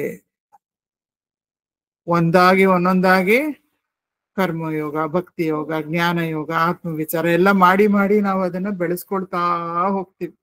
ಗುರುಕುಲದಲ್ಲಿ ಗುರುಗಳ ಜೊತೆ ಇದ್ದು ಗುರು ಸೇವೆ ಮಾಡ್ಕೊಂಡು ಎಲ್ಲ ಇದ್ದಾಗ ಹಾಗೆ ಅದು ಬೆಳ್ಕೊಂಡ್ ಬಿಡೋದು, ಸುಲಭವಾಗಿ ಬೆಳೆದ್ ಬಿಡೋದು. ಈಗಿನ ಕಾಲದಲ್ಲಿ ನಾವೆಲ್ಲ ಸ್ವಲ್ಪ ಗುರುಕುಲಕ್ಕೆ ಹೋಗ್ದೇನೆ ಈ ಒಂದು ಮಾಡರ್ನ್ ಎಜುಕೇಶನ್, ಆ ಶಿಕ್ಷಣ ಪಡ್ಕೊಂಡು ಬರೋ ಅಷ್ಟೊತ್ತಿಗೆ ಸದ್ಗುರುಗಳ ಹತ್ರ ನಮ್ದ ಚಿತ್ತಶುದ್ಧಿ ಅಷ್ಟಿಷ್ಟು ಆಗಿಲ್ಲ ಅಂತಂದಾಗ ನಾವು ಶ್ರವಣ ಅಂದ್ರೆ ಏನೇನೆಲ್ಲಾ ಕಂಡೀಷನಿಂಗ್ ನಮ್ಮ ಮೈಂಡ್ ಅಲ್ಲಿ ಇರುತ್ತೆ, ವಿ ಹ್ಯಾವ್ ಟು ಅನ್ಲರ್ನ್. ಯಾವ್ದ್ರಿಂದ ಜ್ಞಾನವನ್ನ ಕೇಳಿಸ್ಕೊಳ್ತಾರೆ, correct perspective, correct understanding has to be developed. ಮನನ, ಅದರಿಂದ ಹೆಚ್ಚು ಹೆಚ್ಚು ನಮ್ಗೆ ಸ್ಪಷ್ಟತೆ ಬರಬೇಕು, ಮನಸ್ಸಿನ ಡೌಟ್ಸ್ ಎಲ್ಲ ಹೋಗ್ಬೇಕು. ನಿಧಿಧ್ಯಾಸನ ಅಂತರಂಗದ ಸ್ಟೆಬಿಲಿಟಿ, ಇಮೋಷನಲ್ ಸ್ಟೆಬಿಲಿಟಿ, ಆತ್ಮನಿಷ್ಠತೆ ಬರಬೇಕು. ಸೊ ಇದೆಲ್ಲ ಮಾಡ್ಕೊಂಡ್ರೆ ಅಪ್ರತಿಬದ್ಧ ಜ್ಞಾನ ಅಂತ ಕರೀತಾರೆ. ಅಂದ್ರೆ ಅನ್ಅಬ್ಸ್ಟ್ರಕ್ಟೆಡ್ ನಾಲೆಡ್ಜ್ ಸದಾ ಇರುತ್ತೆ, ಯಾವ್ದ್ರಿಂದನೂ ಮಧ್ಯ ಮಧ್ಯ ಫ್ಲೋ ಸ್ಟಾಪ್ ಆಗ್ತಾ ಇರಲ್ಲ. ಇಲ್ದಿದ್ರೆ ನಮ್ಗೆ ಐ ಆಮ್ ಬ್ರಹ್ಮನ್ ಅಂತ ತಿಳ್ಕೊಂಡಿರ್ತೀವಿ, ನಾನೇ ಆತ್ಮ, ನಾನು ಆತ್ಮಸ್ವರೂಪಿ ಅಂತ ತಿಳ್ಕೊಂಡಿರ್ತೀವಿ. ಏನೋ ಒಂದ್ ಬಂತು, ಸ್ವಲ್ಪ ಚಾಲೆಂಜು, ಚಿಕ್ಕ ಏನೋ ಒಂದು ಇರಿಟೇಷನ್ ಬಂತು, ಆ ಒಂದು ಕೆಲವು ಮಿನಿಟ್ಸ್, ಕೆಲವು ಕ್ಷಣಗಳು ಮರ್ತು ಬಿಡ್ತೀವಿ. ಮತ್ತೆ we may come back. So some obstruction keeps coming in the way and it pulls us down. So ಹಾಗಾಗ್ಬಾರ್ದು ಅಂತ ಹೇಳಿದ್ರೆ ಇದಷ್ಟು ಮೂರುನು ತುಂಬಾ ನಿಷ್ಠೆ ಇಟ್ಟು ನಾವು ಮಾಡ್ಬೇಕು. ಸ್ಯಾಡ್ ಗುರು ಆದವನು ಬಹಳ ದುಃಖ, ಏನೋ ಒಂದ್ ಯಾವಾಗ್ಲೂ ಮೊರೆ ಹಾಕೊಂಡಿರ್ತಾನೋ, ಅಥವಾ ಸದ್ಗುರು ಆಗಿರ್ತಾನೋ, ಯಾವಾಗ್ಲೂ ಆನಂದ ಸ್ವರೂಪಿ. ನಾವ್ ಅನ್ಕೋಬಹುದು ಆಧ್ಯಾತ್ಮದ ಗುರು ಅಂತ ಹೇಳಿದ್ರೆ ತುಂಬಾ ಸೀರಿಯಸ್ ಆಗಿರ್ಬೇಕು. It is not required. He is full of ananda. He may be always full of laughter, very cheerful, very easy mixing with everybody. ಆತರ ನಾವು ಪ್ರಭುಜಿ, ನರಸಿಂಹ ಪ್ರಭುಜಿ ಅವ್ರನ್ನ ನೋಡಿದಾಗ್ಲೂ ನಮ್ಗೆ ಸದಾ ಸ್ಫೂರ್ತಿ ಬರ್ತಾ ಇರುತ್ತೆ. ಎಷ್ಟು ಖುಷಿಯಾಗಿರ್ಬೋದು, ಎಷ್ಟು ಉತ್ಸಾಹಮಯವಾಗಿರ್ಬೋದು ನಾವು ಜೀವನದಲ್ಲಿ ಅಂತ. ಸೊ ಶ್ರೋತ್ರಿಯ ಬ್ರಹ್ಮನಿಷ್ಠನಾಗಿರ್ಬೇಕು. ನಿಶ್ಚಿತ್ಯ ವಾಚಾ ಗುರುಹೋ, ಕಂಪ್ಲೀಟ್ ಕ್ಲಾರಿಟಿ ಬರೋ ಹಾಗೆ ಗುರುಗಳು ಹೇಳಿದ್ರು ಅಂತ ಶ್ಲೋಕದಲ್ಲಿ ಬರುತ್ತೆ. ಹಾಗೆ ಹೇಳ್ಬೇಕು ಅಂದ್ರೆ ಸದ್ಗುರುಗಳು ಶ್ರೋತ್ರಿಯರಾಗಿರ್ಬೇಕು, ಬ್ರಹ್ಮನಿಷ್ಠರು ಆಗಿರ್ಬೇಕು. ಮತ್ತೆ ಶಿಷ್ಯನು ಈ ರೀತಿ ಹೋಮ್ವರ್ಕ್ ಮಾಡ್ಬೇಕು. ಚಿತ್ತಶುದ್ಧಿ, ಚಿತ್ತ ವಿಶಾಲತ ಅಂತ ಹೇಳಿದ್ರೆ ಎಲ್ಲರೂ ನನ್ನವರು, ಎಲ್ಲರೂ ಆತ್ಮಸ್ವರೂಪಿಗಳೇ ಅಂತ ಚಿತ್ತ ವಿಶಾಲತ ಬೆಳೆಯುತ್ತೆ. ಚಿತ್ತಶುದ್ಧಿ ಅಂದ್ರೆ ನನ್ನ ನಿಜ ಸ್ವರೂಪದ ಜ್ಞಾನ ಶುದ್ಧವಾಗಿರುತ್ತೆ, ಯಾವಾಗ್ಲೂ ನನಗೆ ಸ್ಪಷ್ಟವಾಗಿ ಗೋಚರ ಆಗ್ತಾ ಇರುತ್ತೆ. ಚಿತ್ತ ಏಕಾಗ್ರತ ಅಂತ ಹೇಳಿದ್ರೆ ಸದ್ಗುರುಗಳು ಏನು ಬೋಧನೆಯನ್ನ ಮಾಡ್ತಾ ಇದ್ರು, without internal distraction, without external distraction, ಸಮಾಧಾನವಾಗಿ ನಾನು ಅದನ್ನ ಕೇಳಿಸ್ಕೊಳ್ತೀನಿ. ಮತ್ತೆ ನಿಧಿಧ್ಯಾಸನ ಮಾಡುವಾಗ್ಲೂ ನನಗೆ ಕಂಪ್ಲೀಟ್ ಏಕಾಗ್ರತೆ ಇರುತ್ತೆ. ಸೊ ಇದು ರಿಕ್ವೈರ್ಮೆಂಟ್. ಇದೆಲ್ಲ ಮಾಡ್ತಾ ಬರ್ತಾ ಇದ್ರೆ ನಮ್ಮ ಜೀವನದ, ನಾವು ಹೇಗೆ ಜೀವನ ಅರ್ಥ ಮಾಡ್ಕೊಳ್ತೀವಿ, ಆ ಒಂದು ದಿಕ್ಕಿನಲ್ಲೇ in priorities, in direction, there is a complete change. ಅದನ್ನ ಪ್ರವೃತ್ತಿಯಿಂದ ನಿವೃತ್ತಿ, ಹೊರಗೆ outward turned mind, looking for happiness outside, depending on the outer world. ಅಲ್ಲಿಂದ ಏನಾಗುತ್ತೆ ನಿವೃತ್ತಿ, turning inwards, depending on your own inner nature for bliss. ಅಲ್ಲಿಗೆ shift ಆಗತ್ತೆ focus. ವಿಷಯ ವಿಚಾರದಿಂದ ಆತ್ಮ ವಿಚಾರಕ್ಕೆ ಬರ್ತೀವಿ. ಸೊ ಇದನ್ನ ಈ ರೀತಿ ಕೂಡ ನಾವು ಅರ್ಥ ಮಾಡ್ಕೋಬಹುದು. ಶಶ್ವನ್ ನಶ್ವರಂ ಏವ ವಿಶ್ವಂ ಅಖಿಲಂ, ಇದನ್ನ ಶಂಕರರು ಶ್ಲೋಕದ ಮೊದಲನೇ ಸಾಲಿನಲ್ಲಿ ಹೇಳಿದ್ರು. ಸದಾ ಈ ಇಡೀ ಲೋಕ, ಇಡೀ ವಿಶ್ವ ನಶ್ವರ ಅಂತ ಹೇಳ್ತಾ ಇದ್ದಾರೆ. ಇದಕ್ಕೆ ಒಂದು ಎಕ್ಸಾಂಪಲ್ ಕೊಡುತ್ತೆ ವೇದಾಂತ. ಏನ್ ಎಕ್ಸಾಂಪಲ್ ಕೊಡುತ್ತೆ ಅಂತ ಹೇಳಿದ್ರೆ, ಈ ಸಾಧಕನಿಗೆ ಏನ್ ಅರ್ಥ ಆಗತ್ತೆ, ಒಂದು ಹಲ್ಲಿ ನಾವು ನೋಡಿದೀವಿ ಎಷ್ಟೋ ಸಲ.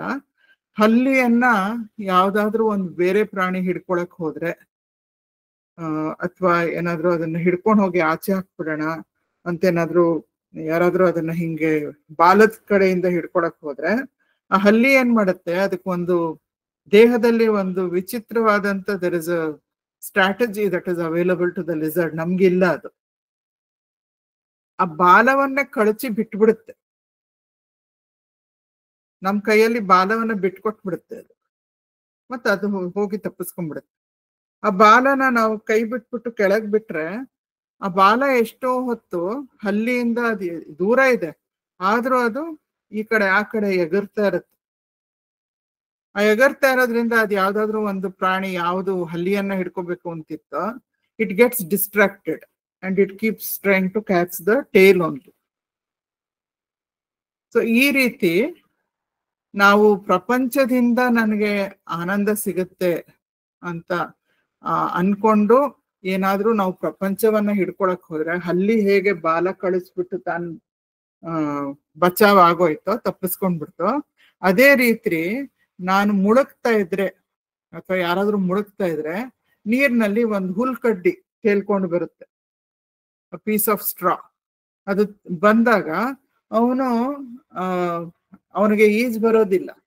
ಅವನ ಹುಲ್ಕಡ್ಡಿಯನ್ನು ಹಿಡ್ಕೊಂಡ್ಬಿಟ್ಟು ನಾನು ಬದುಕೋಬೇಕು, ಆ ಹುಲ್ಕಡ್ಡಿ ನನ್ನನ್ನ ದಡಕ್ಕೆ ಕರ್ಕೊಂಡು ಹೋಗುತ್ತೆ ಅಂತ ಅನ್ಕೊಂಡು ಅವನು ಹುಲ್ಕಡ್ಡಿಯನ್ನ ಹಿಡ್ಕೊಳಕ್ ಹೋದ್ರೆ, ಈ ರೀತಿ ಹಲ್ಲಿಯನ್ನ ಬಾಲದಿಂದ ಹಿಂಗ್ ಹಿಡಿದು ಹಲ್ಲಿ ನನಗ್ ಸಿಕ್ಕುತ್ತೆ ಅಂತ ಅನ್ಕೊಂಡಂಗೆ ನನಗೆ ಈ ಒಂದು ಪ್ರಪಂಚದ ವಸ್ತುವಿನಿಂದ ಆನಂದ ಸಿಗುತ್ತೆ ಅಂತ ನಾನು ಹಿಡಿಯಕ್ ಹೋದ್ರೆ, ಹಲ್ಲಿ ಹೇಗೆ ಓಡ್ ಹೋಯ್ತೋ ಬಾಲವನ್ನ ನನ್ನ ಕೈಯಲ್ಲಿ ಬಿಟ್ಟು, ಅದೇ ರೀತಿ ಪ್ರಪಂಚ ಕೂಡ ಏನ್ ಮಾಡುತ್ತೆ, ನನ್ನನ್ನ ಮುಳುಗಕ್ ಬಿಟ್ಬಿಟ್ಟು ಆನಂದ ಏನು ನನಗೆ ಅದರಿಂದ ಪರ್ಮನೆಂಟ್ ಆನಂದ ಸಿಗಲ್ಲ. ಮತ್ತೆ ನಾನು ಇನ್ಯಾವುದನ್ನ ಹುಡ್ಕೊಂಡು ಹೋಗ್ಬೇಕು, ಬದುಕೋಬೇಕು ಅಂತ ಹೇಳಿದ್ರೆ, ನಂಗೆ ಆನಂದ ಬೇಕು, ನಾನು ಖುಷಿಯಾಗಿರ್ಬೇಕು ಅಂತ ಹೇಳಿದ್ರೆ ಮತ್ತೊಂದು ಹುಡ್ಕೊಂಡು ಹೋಗ್ಬೇಕು.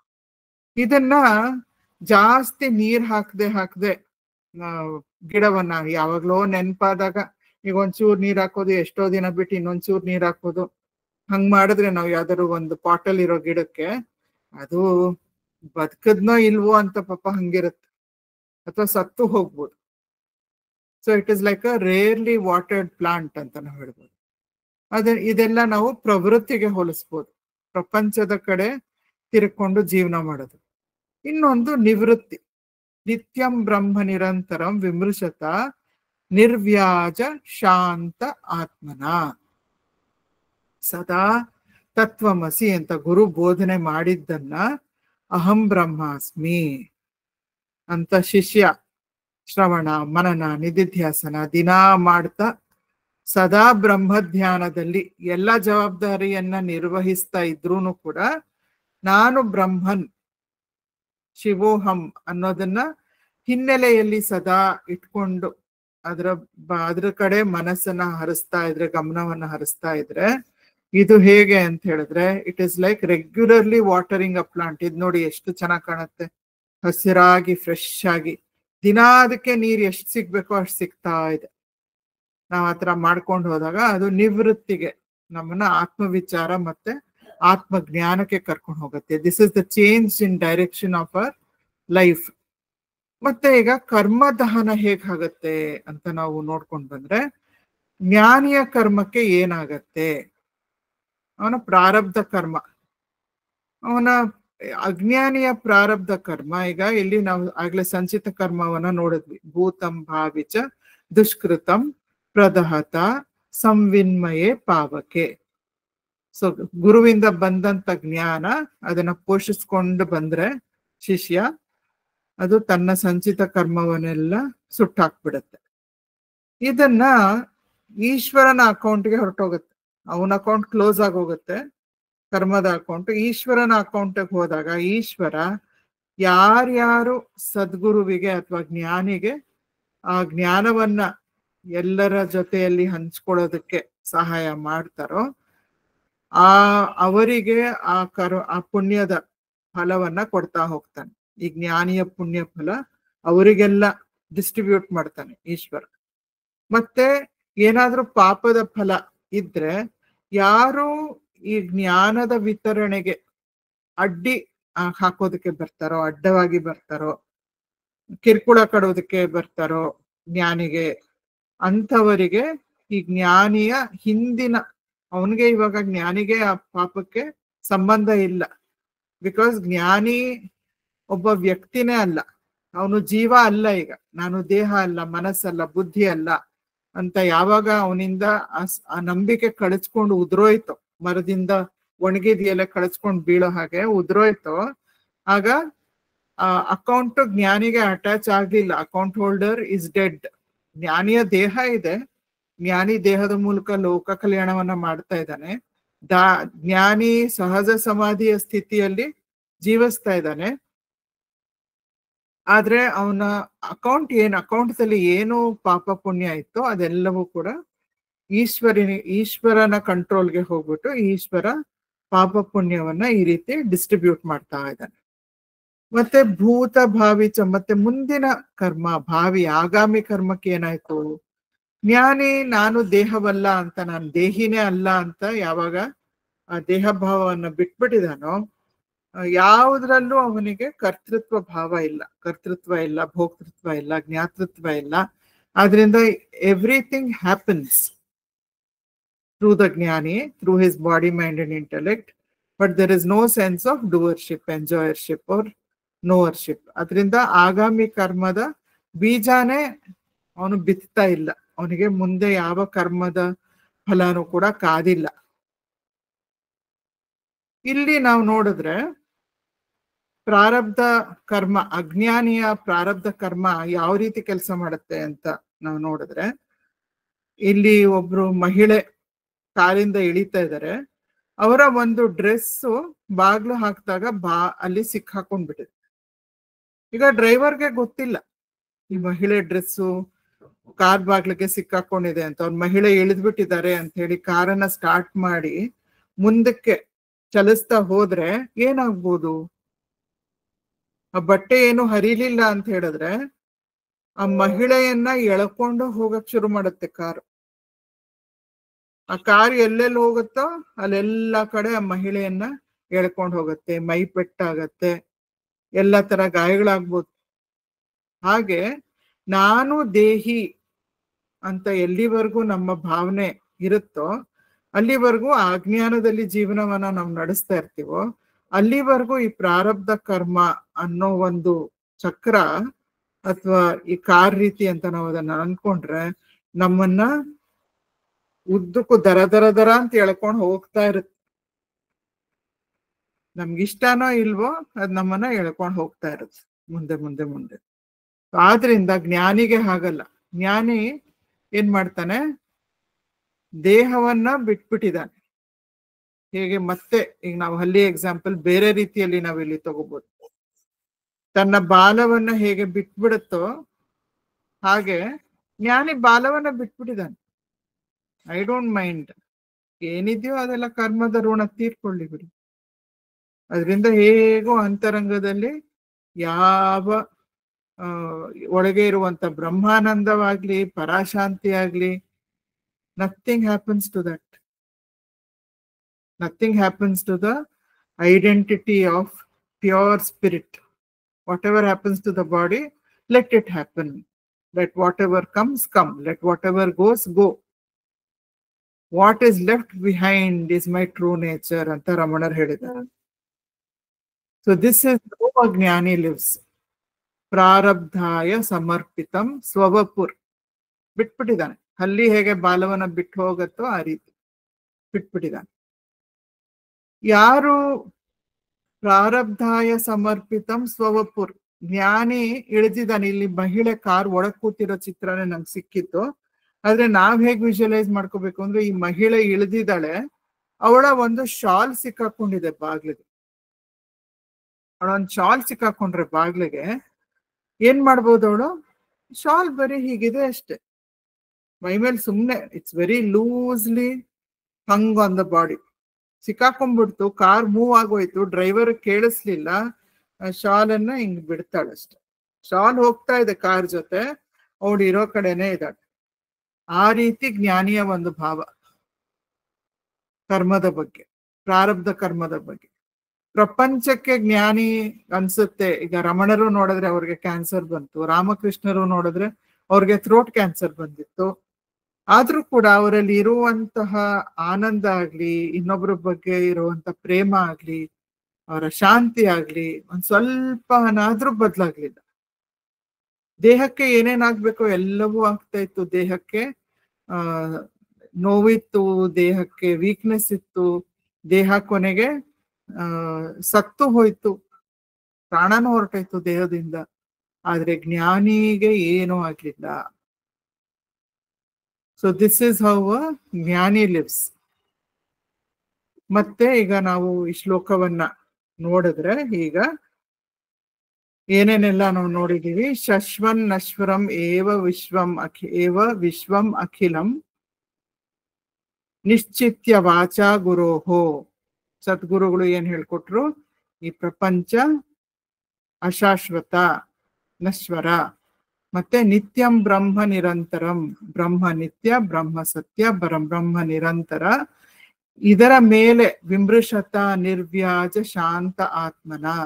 ಸಾಧಕ ಏನ್ ಮಾಡ್ದ, ಅಲಗದೇ ಇರುವಂತ ಮನಸ್ಸು, ಶಾಂತ ಚಿತ್ತದಿಂದ, ಸಮಾಧಾನ ಚಿತ್ತದಿಂದ ಇದನ್ನ ಆಲಿಸ್ಕೊಂಡು ಶ್ರವಣ ಮಾಡ್ಕೊಂಡು ಇದ್ರ ಮೇಲೆ ಧ್ಯಾನ ಮಾಡ್ತಾ ಇದ್ದ. ಹಂಗ್ ಮಾಡ್ತಾ ಮಾಡ್ತಾ ಮಾಡ್ತಾ ಏನಾಯ್ತು, ಅವನು ಬ್ರಹ್ಮಜ್ಞಾನಿಯಾಗಿ ಬ್ರಹ್ಮನಿಷ್ಠನಾದ. ಅದ್ರಲ್ಲೇ ನೆಲೆಸ್ಬಿಡ್ತು ಅವನ ಚಿತ್ತ. ಭೂತಂ ಭಾವಿಚ ದುಷ್ಕೃತಂ.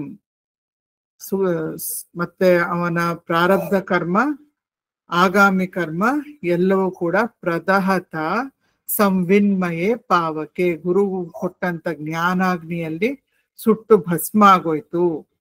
ಮತ್ತೆ ಪ್ರಾರಬ್ಧ ಇನ್ ಯಾವ್ದ್ಯಾವ್ದು ತೀರ್ಬೇಕಿತ್ತು, ದೇಹ ಇರೋವರೆಗೂ ಪ್ರಾರಬ್ಧ ಕರ್ಮ ಇರುತ್ತೆ. ಸೊ ಆ ಪ್ರಾರಬ್ಧ, ದೇಹಕ್ಕೆ ಇರುವಂತಹ ಪ್ರಾರಬ್ಧ ಏನೇನು ಕಳಿಬೇಕೋ ಜ್ಞಾನಿ ಏನ್ ಮಾಡ್ತಾನೆ, ಅದ್ರ ಬಗ್ಗೆ ಹಿ ಹ್ಯಾಸ್ ನೋ ರೆಸಿಸ್ಟೆನ್ಸ್, ಪ್ರತಿಭಟನೆನೇ ಇಲ್ಲ.